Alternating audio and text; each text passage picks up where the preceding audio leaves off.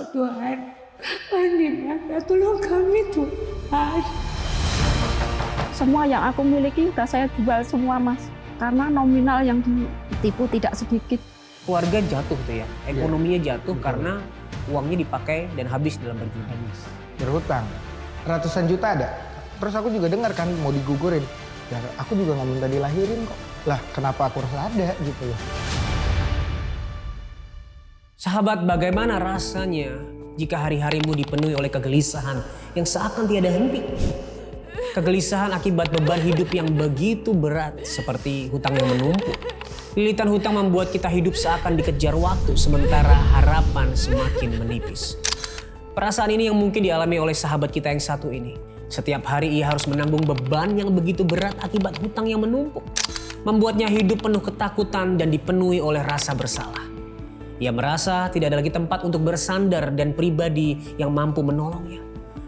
Bagaimana ia bisa berjuang melewati itu semua? Mari kita saksikan sama-sama kisah yang satu ini.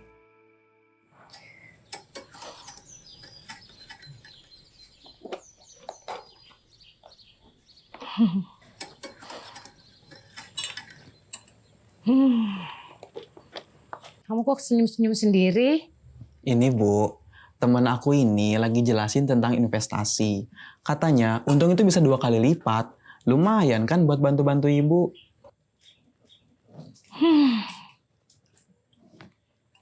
Investasi. Kamu yakin, Nak? Itu bisa dipercaya? Tenang aja Bu, ini tuh beda dari yang lain. Udah banyak yang ikut juga. Tuh lihat, katanya udah ada yang dapat emas juga. Dengar ya, Nak ya. Ibu kasih tahu. Pokoknya jangan mudah percaya dengan sesuatu yang mudah dapat duit banyak. Saya tinggal dengan anak saya yang laki-laki. Dia sangat polos dan lugu, sehingga dia dimanfaatkan dengan janji mereka yang manis. Ayo, mana? Alah, tasnya mana-mana.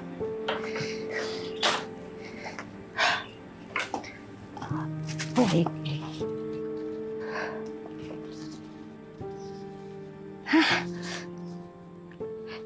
Investasi bodoh.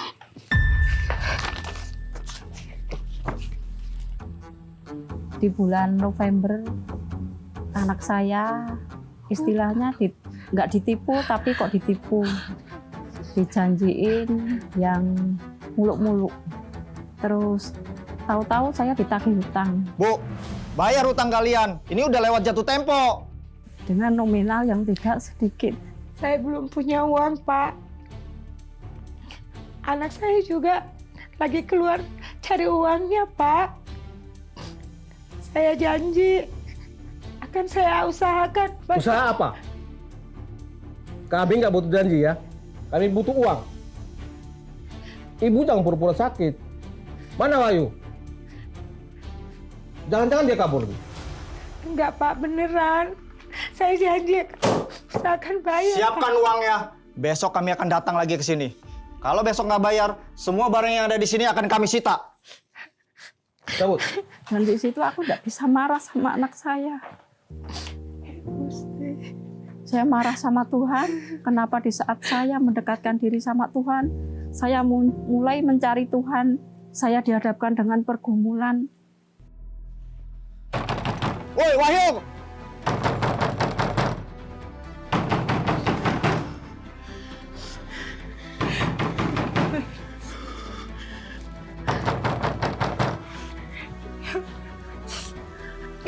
Tuhan, gimana itu, Tuhan? Gimana dong Bu?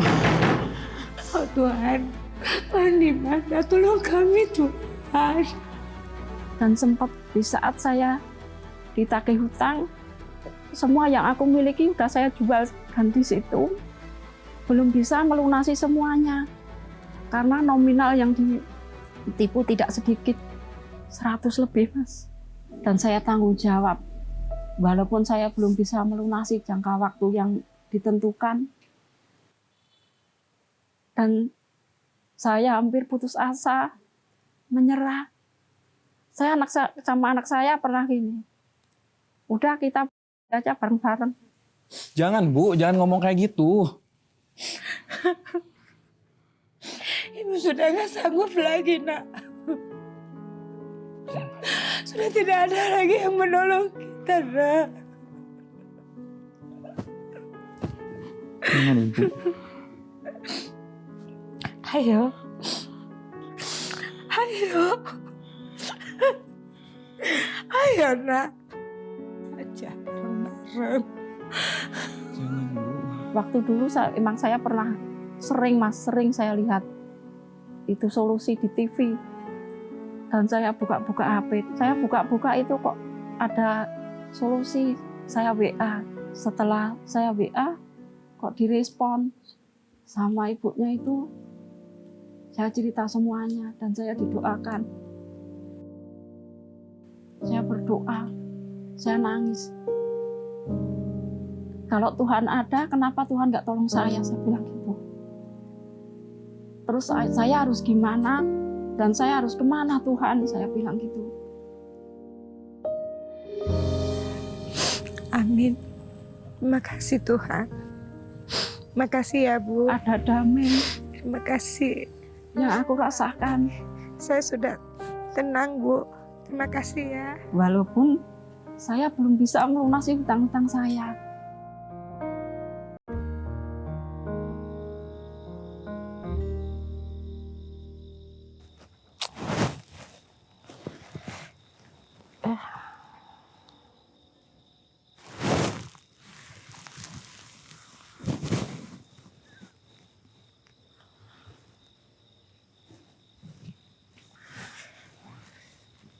Di situ saya terdengar suara, Mas. Suara di telinga saya. Baca Ayub sampai selesai. Paginya saya baca Ayub sampai selesai, Mas. Satu hari saya baca itu. Dari Ayub yang hartanya banyak. Punya anak, punya istri. Ayub aja saleh. Tuhan izinkan iblis mencipai dia. Saya berpikir gini, Mas. Kalau harta saya cuma segitu, kalau Ayub begitu banyaknya. Tapi apalah harta di dunia, saya bilang gitu, Mas. Surga pun tidak bisa dibeli dengan harta. Saya pernah bilang gini, Tuhan, musuh aja kok suruh ngasihi, saya bilang gitu. Tapi berat banget Tuhan. Tapi ini karena perintah-Mu, saya lepaskan semuanya. Saya mengasihi walaupun dia menyakiti saya. Di situ saya tidak pernah nagih, Mas, kapan uangku akan kau kembalikan, uang anakku akan kembali. Saya nggak pernah nagih. Biar Tuhan yang bekerja atas mereka. Saya serahkan mereka ke dalam tangan Tuhan. Saya lepaskan pengampunan pada orang-orang yang sudah menipu anak saya, Tuhan. Saya percaya hanya Tuhan Yesus saja yang menolong saya. Dan semuanya saya serahkan hanya ke dalam tangan-Mu, Tuhan Yesus. Saya percaya dengan iman yang saya miliki dan semua pergumulan yang terjadi di dalam hidup saya. Ada rencana Tuhan yang begitu indah, Mas, buat keluarga saya. Saya ikhlas menjalani proses demi proses yang Tuhan berikan. Dan sampai saatnya nanti waktu Tuhan tepat untuk menolong saya. Saya tahu Tuhan mengasihi saya melalui pergumulan yang Tuhan izinkan. Yang tadinya saya tidak pernah berdoa, yang tadinya saya tidak pernah baca firman. Dan di titik terendah saya, tidak ada yang menolong, cuman Tuhan yang menolong saya. Dan sampai saat ini, penyertaan Tuhan luar biasa. Saya percaya Tuhan tidak akan membiarkan anaknya meminta-minta. Dan saya tetap berpengharapan pada Tuhan. Saya tetap mengandalkan Tuhan. Saya tidak akan tukar Tuhan dengan apapun.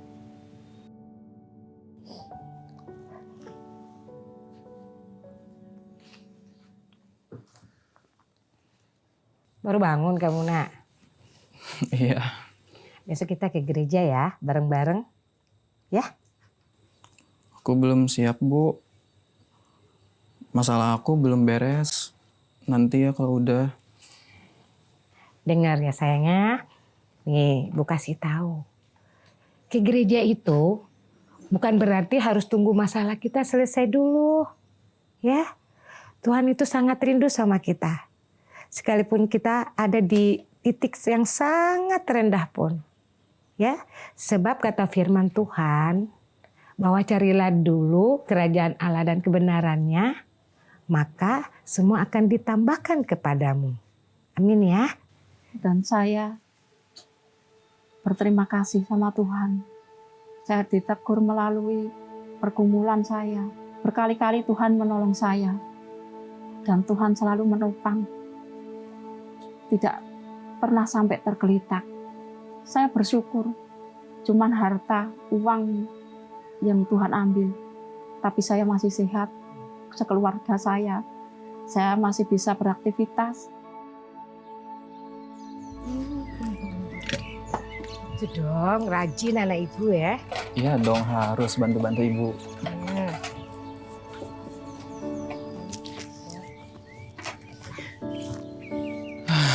Semoga hari ini rame ya, Bu.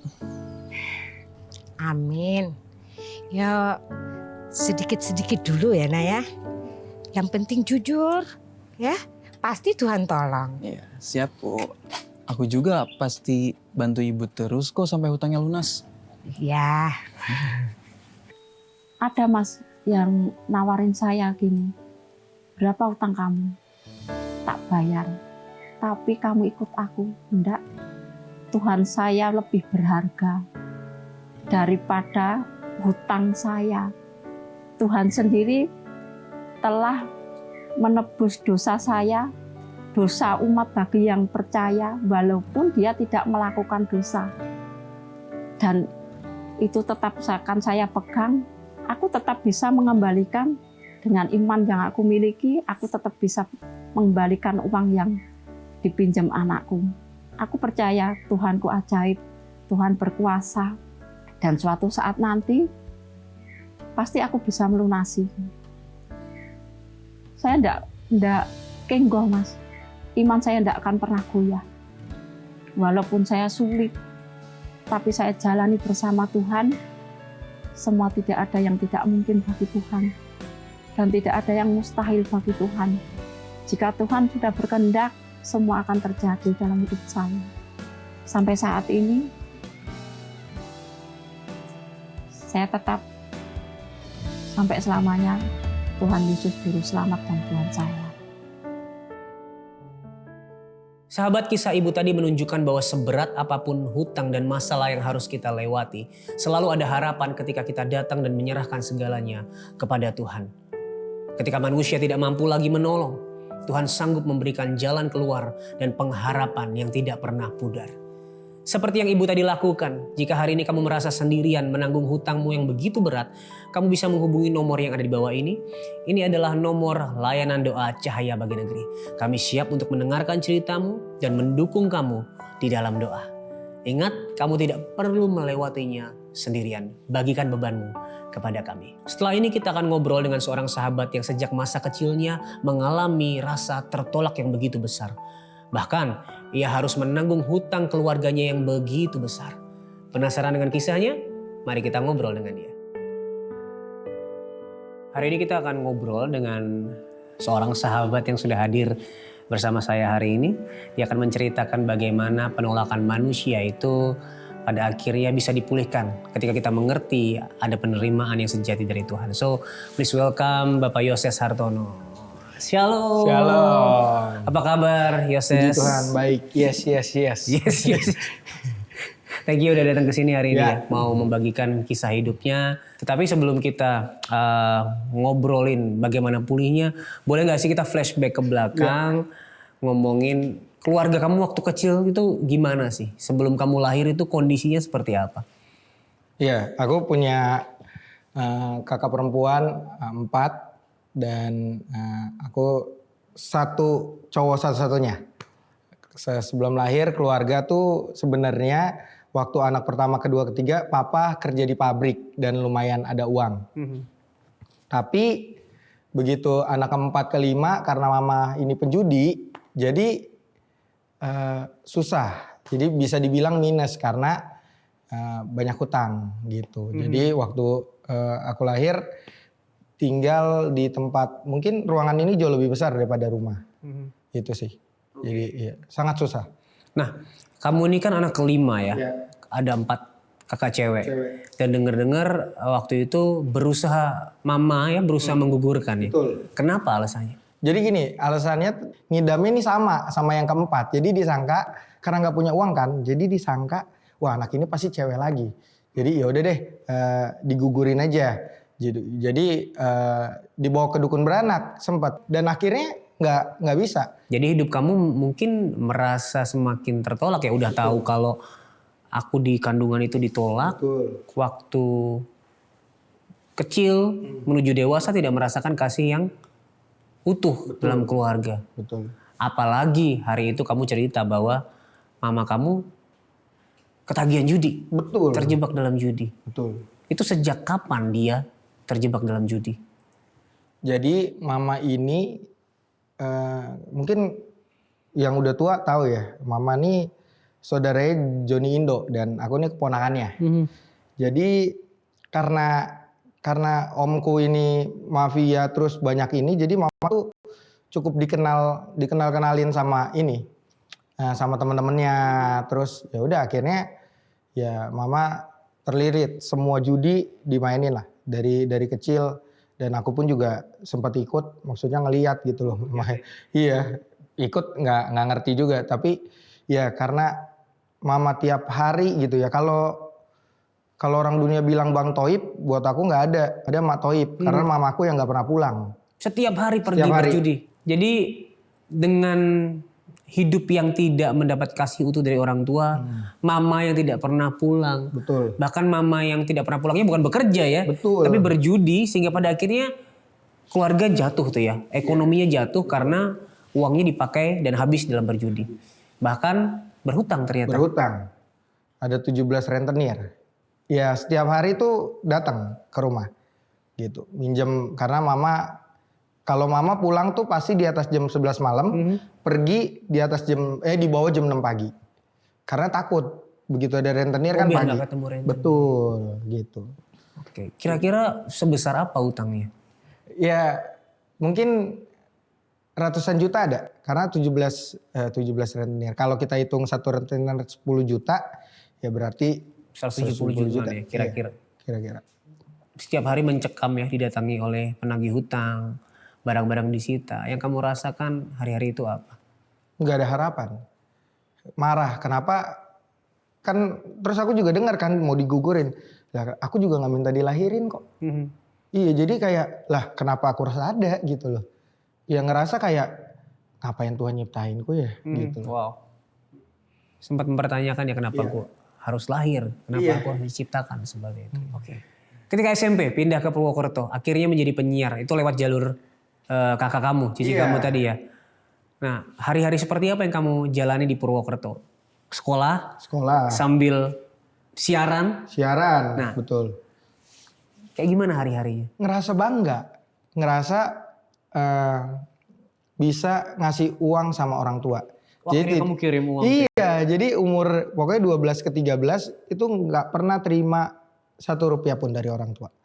Gitu, udah ngerasa sekolah bisa bayar sendiri karena siaran di sana dan di Purwokerto tuh nggak tinggal sama kakak, tapi tinggal di gereja. Oke. Iya, karena radio rohani kan.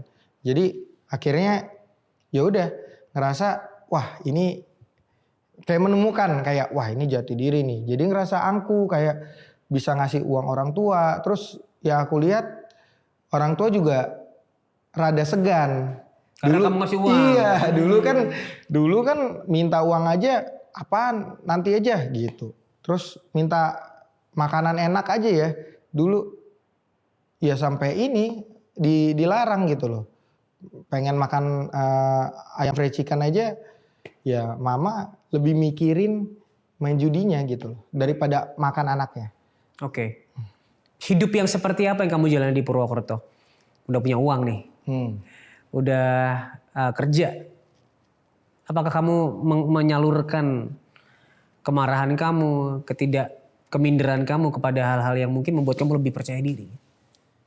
Iya, pertama karena aku udah punya udah punya uang. Jadi ya menurutku nih uang ini ya nggak bisa beri kebahagiaan kan kalau uangnya sedikit.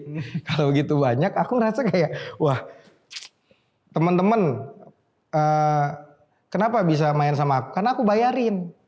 Zaman dulu kan di Purwokerto cuma buset bakso aja Rp3.000 dapat gitu. Ya, jadi bisa tuh 8 orang aku bayarin, 10 orang. Jadi ngerasa kayak nih akhirnya gue nggak tertolak lagi tuh. Itu jadi ngerasa kayak oh iya nih begitu ada uang jadi oh gampang kok deketin, ajak aja main, ajak aja makan ini, ajak ini gitu. Apalagi SD kamu gak punya teman kan? Betul. Dibully. Nah, kamu jadi merasa bahwa uang ini yang membuat kamu berharga ya. Iya. Uang yang membuat kamu berarti. Ya. Sampai pada akhirnya meskipun punya uang, akhirnya kamu jatuh ke dalam satu titik yang rendah lagi di mana kamu nggak lulus Betul itu. SMP. Dan diusir Diusir sama yang punya radionya. gereja itu ya. Iya. Kenapa hari itu diusir?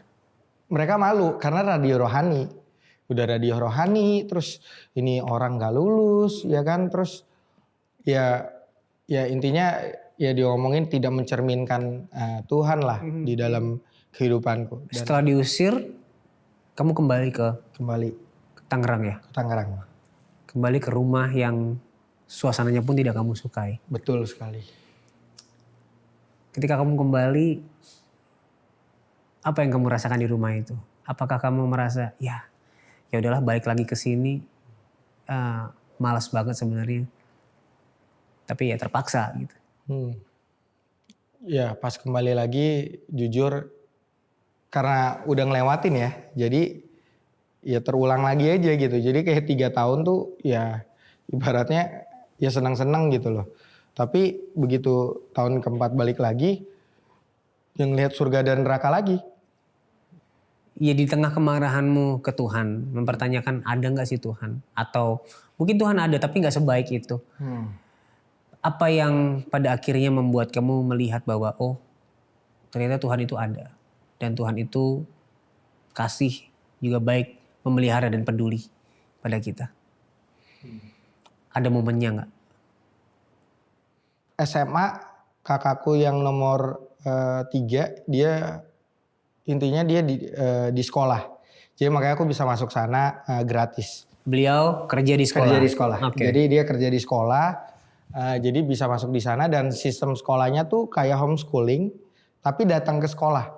Gitu. Jadi seminggu tetap Senin sampai Jumat gitu. Tapi lebih banyak talentnya. Jadi belajarnya cuma Senin Rabu Jumat. Selasa Kamis tuh biasa Selasa olahraga, Kamis tuh talent misalnya musik gitu. Nah itu tuh mulai waktu ada di sekolah itu aku ngerasa juga diterima gitu. Dengan dengan teman-teman, terus dan setiap hari juga ada devotion gitu. Dan ya itu sih yang yang ngebuat perjalanan imanku salah satunya bertumbuh ya di sana. Di sekolah itu. Ya di sekolah itu bisa mengampuni orang tua ya dari sekolah itu. Oke. Di sekolah itu kamu bertumbuh iman, merasakan Tuhan, mengalami Tuhan. Dan pada akhirnya gimana kamu bisa menyelesaikan rasa penolakan dalam hidup kamu? Bisa keluar dari rasa tertolak itu dalam hidup kamu? Iya.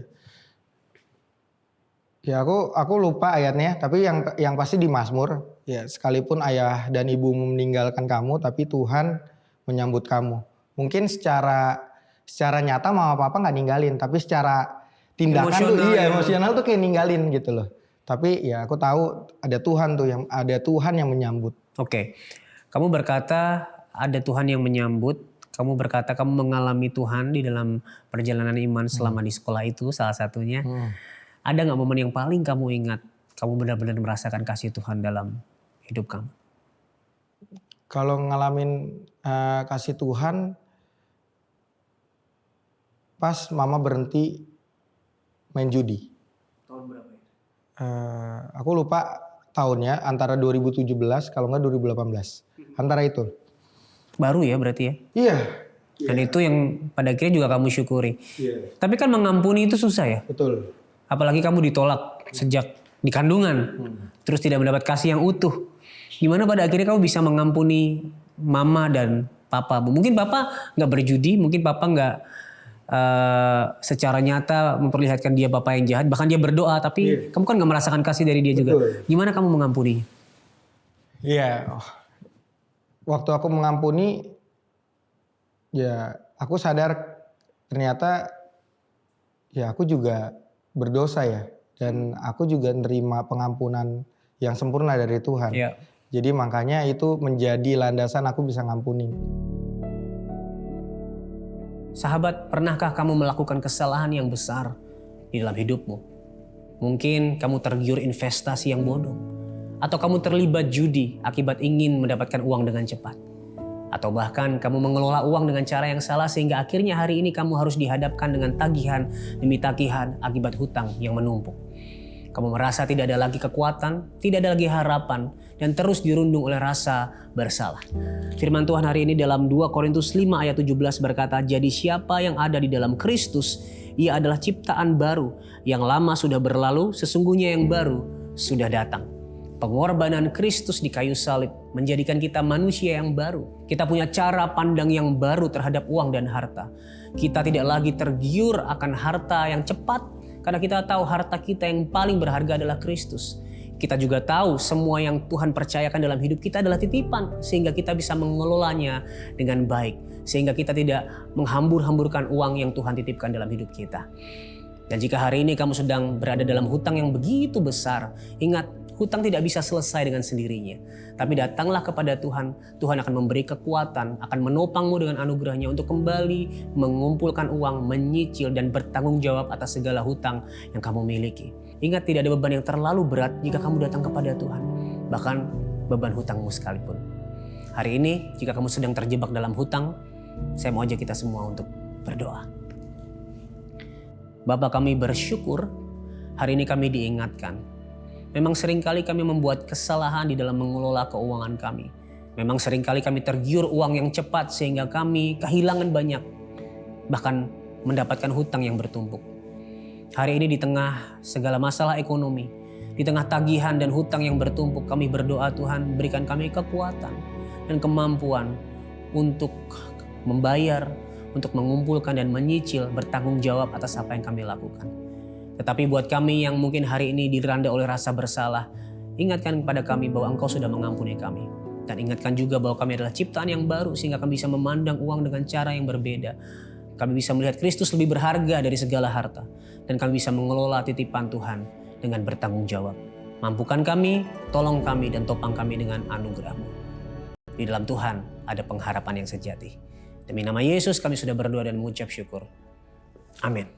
Namun jika hari ini kamu sedang mengalami hutang yang begitu besar dan kamu merasa sendirian di dalam menanggungnya, ingat kamu tidak pernah sendirian. Kamu bisa menghubungi nomor yang di bawah ini. Ini adalah nomor layanan doa Cahaya Bagi Negeri. Kami siap untuk mendengarkan cerita kamu dan menolong, mendukung kamu di dalam doa. Sehingga kamu akhirnya memperoleh kekuatan dan pengharapan untuk kembali melangkah. Melalui tayangan ini kami melihat kaki-kaki yang lemah kembali dikuatkan di dalam Tuhan. Hati yang sudah tidak punya pengharapan dipulihkan melalui kasih Tuhan yang begitu besar. Jadilah bagian dari cerita pemulihan ini dengan cara scan QR Code yang ada di layar kamu. Kami percaya setiap kontribusimu akan menjadi berkat bagi lebih banyak orang lagi. Terima kasih sudah menyaksikan tayangan ini. Sampai ketemu di episode selanjutnya. Ingat, Tuhan Yesus sangat mengasihimu. Dan apapun permasalahanmu, di dalam Tuhan pasti ada solusi.